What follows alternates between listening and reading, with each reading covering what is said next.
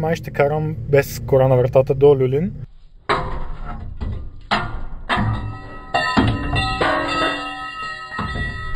Това прави финалната стойност на колата до този момент. Качвам се аз на жега в колата и решавам да си сваля прозореца, при което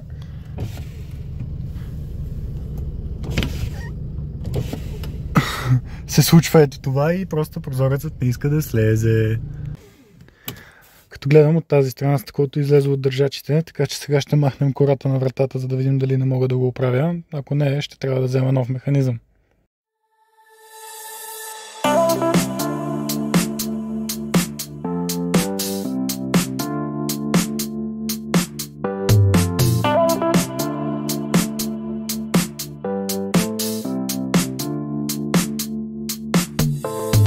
Мисля, че успя да открия проблема.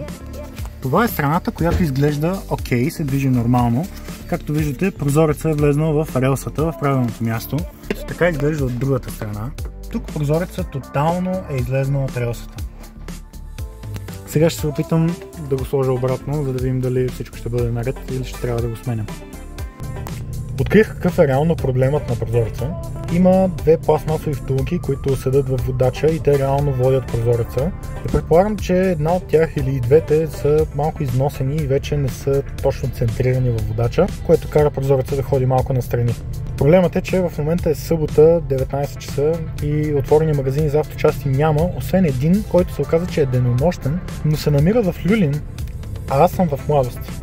Това означава, че май ще карам без кора на вратата до Люлин, но нека да го погледнем от добрата страна. Хората казват, че в Volvo S80 няма пространство къде да си сложиш чайчето, но реално има. Ето това са въпросните пластмаски. Те седят на релсата, където седи самия прозорец и реално се мърдат от механизма. Много често срещан проблем са както при тези лова, така и при следващата генерация, така че се надявам да решат проблема. Намират се ето тук вътре в релсата. Не успях да снимам как ги слагам, понеже пространството е доста тясно. Трябва тук с едната ръка да минаваш отзад, отпред, малко сложно е. А другото беше още по-трудно за слагане и нямаше никакъв начин да се снима, но вече съм ги сменил. И сега остава да тестваме дали прозорецът работи.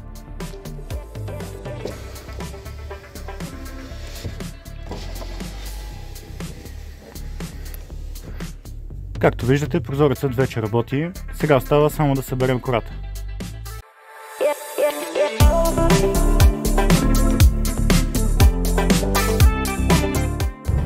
Когато слагах джантите в предишното видео, забелязах, че предните дискове и накладки са абсолютно на финала.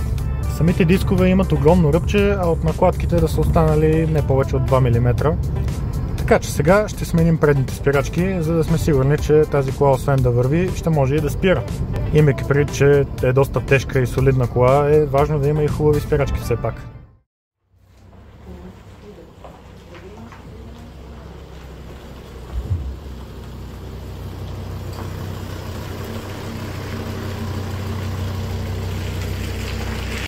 Първата ни стъпка е да махнем гумата, за да сменим дисковете и накладките.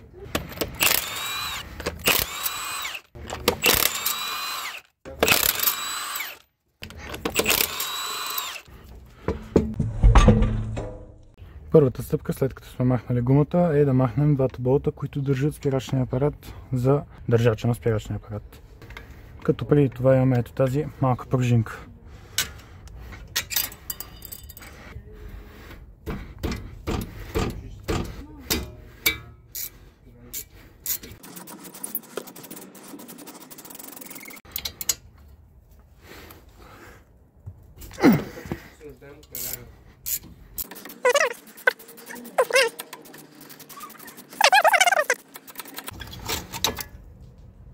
Възползвам се да върна направо спирачния апарат, докато все още е стария диск на място.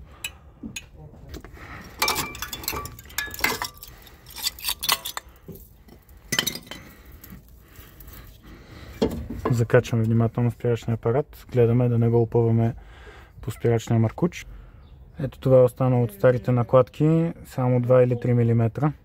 А самия диск има много сериозен ръб, така че му е време за смяна.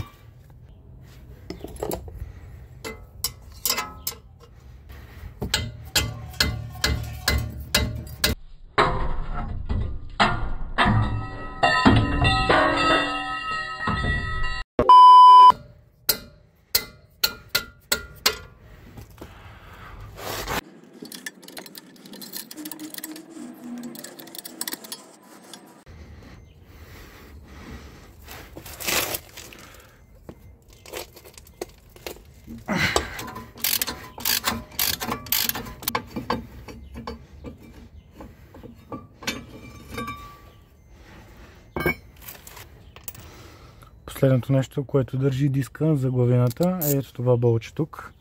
Остана само него да махна.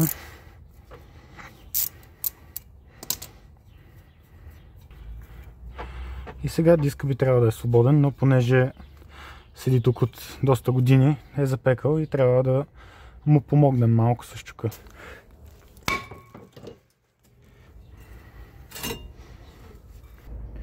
Сега наистина може да видите колко голямо ръбче всъщност има диска. Със сигурност доста отдавна му е било време за смяна, но някой е спестил малко пари вместо да го смени и е сложил просто новчев накладки. Разбира се, това е проблеми за безопасността при спиране, така че ако имате сериозно ръбче на спирачния диск, моля сменете си го, не поемете излишни рискове. Преди да сложим новия свеж диск тук, трябва да почистим ето тази повърхност от цялата тази ръжда. За целта ще използвам ето тази малка бормашинка с накрайник телена четка.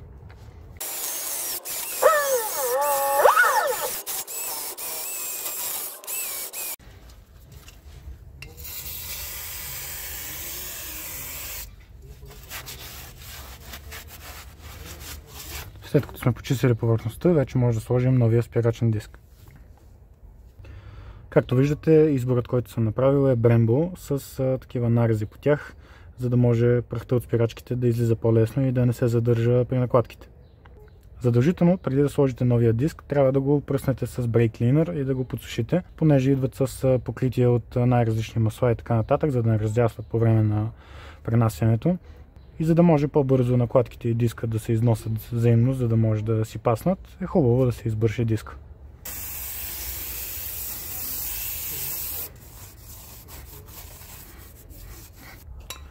Разбира се, и отпред трябва да почистим самия диск.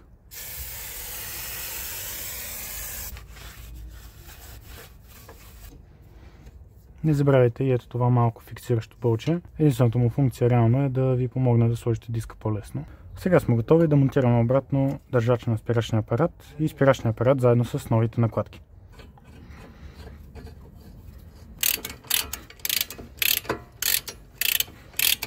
Държача на спирачния апарат се стяга на 100 Нм, като за целта ще използваме динамометричен ключ.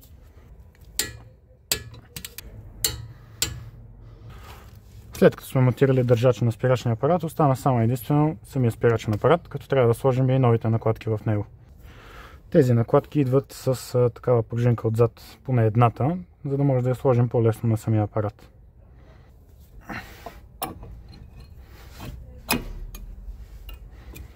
Ето тези болтове водачи, много малко медна гръщица тук, е напълно достатъчно за да се движат свободно.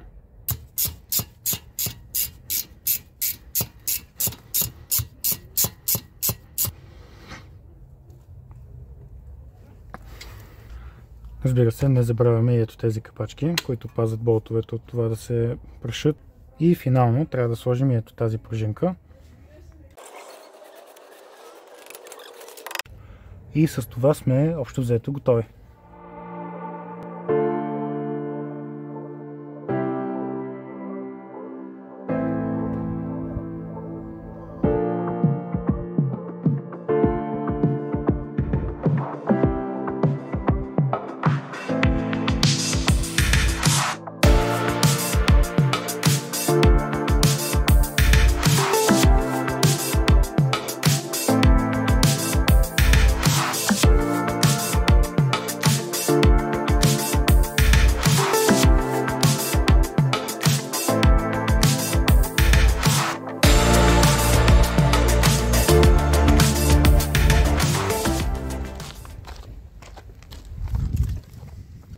Дойде и дългоочаквания от вас момент да разберете колко всъщност ми излезе тази кола за 1250 лева. Тук пред мен съм извадил една статистика с всички разходи, които се наложи да вложа в тази кола, за да е в състоянието, в което е в момента. Нека минем заедно през тях. Първоначално обслужване 140 лева, поправка на ауспух 70 лева, гуми и джанти 910 лева, реглаж преден мост 84 лева, пластмасовите водачи на шофьорския прозорец, които се бяха счупили 15 лева, комплект предни дискови накладки 300 лева. Също така ми се наложи да смена горния тампон на двигателя плюс един маркуч на турбото и това се случи извън кадър, струваше 110 лева. Добавям и едни 100 лева за някакви такива неща, които са непредвидими, дизел и така нататък, които просто няма как без тях. Финалната сума на всички обслужвания и ремонти, които сме направили до момента, е 1729 лева. Това прави финалната стойност на колата до този момент 2979 лева. Имайки предвид, че по-голямата част от разходите са ми в гуми и джанти, които са изцяло козметични, според мен се справихме много добре и бюджетът, който имаме в тази кола до сега, е съвсем приемлив. За тези пари сега имаме един автомобил, който е абсолютно надежден, знаем, че винаги ще ни закара от точка А до точка Б, икономичен, удобен и доста луксозен. С това клипче ще приключи тук. Благодаря ви изключително много, че гледахте. Ако ви е харесало видеото, може да се абонирате за канала, да оставите коментар и да споделите с ваш приятел. Благодаря ви и ще се видим в следващото видео. До скоро!